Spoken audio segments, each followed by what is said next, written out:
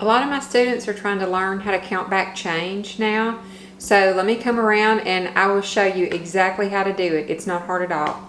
First of all, you have to make up your mind that this is not the same thing as knowing how much change to give somebody and then counting that out. This is the exact opposite. So, for example, let's just say you have a customer that comes in and he owes you $7 and he pays that with a $10 bill. Now I know in your head you could real quickly say, oh, that's $3, but that is not counting back change. This is how you would do that if you were counting back change. You start with the 7 and you're just going to, you don't figure up how much change to give them and then count that back. You start with this and you go, all right, 7, 8, 9, 10.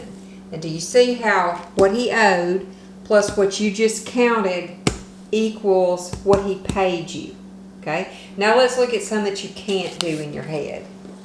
Okay, this customer owes you $52. That's their bill, and he pays you with a $100 bill. Now to count back change, don't subtract that in your head. Just look at the amount that this person owes you, and you're going to count from this to what they paid. If you wanted to, you could count it all back one at a time, and that would be his change. But it's a little bit more efficient if when you get to 5s, you utilize the higher denomination bills. So what we want to do is we want to start at 52 and we're going to count until we get to the closest 5.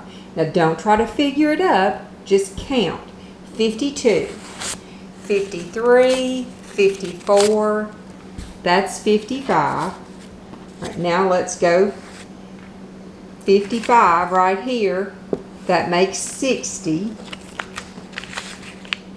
Here's 70, 80, and then 20 makes your 100.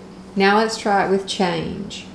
This person owes you 62 cents and he pays you $1. Now don't try to start subtracting.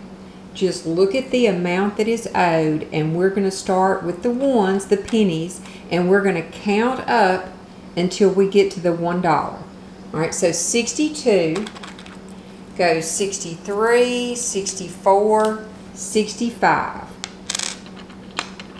A nickel makes 70. Another nickel is 75.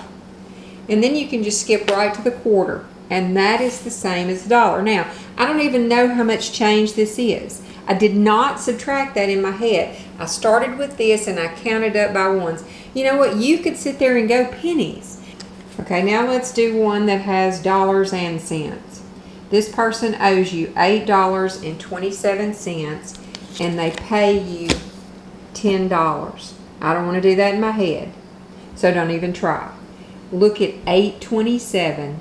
Get some pennies and we're going to add pennies until we get up to an even amount. So 827, 28, 29, 30. Now let's go with dimes.